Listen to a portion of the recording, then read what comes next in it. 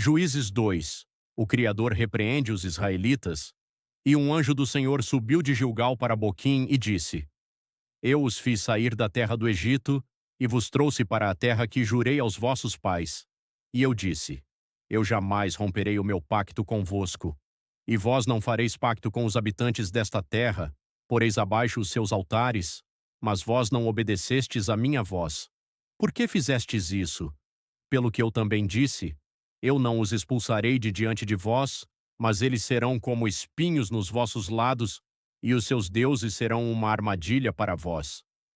E sucedeu que quando o anjo do Senhor disse estas palavras para todos os filhos de Israel, o povo ergueu sua voz e chorou, e deram àquele lugar o nome de Boquim, e ali sacrificaram ao Senhor a morte de Josué. E quando Josué havia deixado o povo partir, os filhos de Israel foram cada qual para a sua herança, para tomar posse da terra. E o povo serviu ao Senhor todos os dias de Josué, e todos os dias dos anciãos que viveram além de Josué, os quais haviam visto todas as grandes obras que o Senhor fez por Israel. E Josué, filho de Num, o servo do Senhor, faleceu, tendo 110 anos de idade, e o sepultaram no termo da sua herança em Timnat-Heres, no monte de Efraim, no lado norte da colina de Gaás. E também toda aquela geração foi reunida aos seus pais, e eis que se levantou outra geração depois deles que não conhecia o Senhor, tampouco as obras que ele havia feito por Israel. E os filhos de Israel fizeram o mal à vista do Senhor, e serviram Baalim, e eles abandonaram o Senhor e Criador dos seus pais, que lhes tirou da terra do Egito, e seguiram outros deuses, os deuses do povo que estava ao seu redor, e se inclinaram diante deles, e provocaram a ira do Senhor. E eles abandonaram o Senhor, e serviram Baal e Astarote, e a ira do Senhor se acendeu contra Israel, e ele os entregou nas mãos de espoliadores que os espoliaram, e ele os vendeu às mãos dos seus inimigos ao redor, de modo que eles não conseguiram mais ficar de pé diante dos seus inimigos.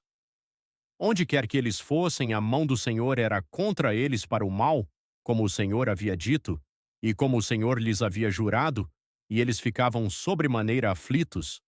Todavia o Senhor levantou juízes que os livraram da mão daqueles que os espoliavam, e ainda assim eles não quiseram dar ouvidos aos seus juízes, porém se prostituíram após outros deuses, e diante deles se inclinaram. Eles se desviaram rapidamente do caminho no qual andaram os seus pais, obedecendo os mandamentos do Senhor, mas eles não fizeram assim.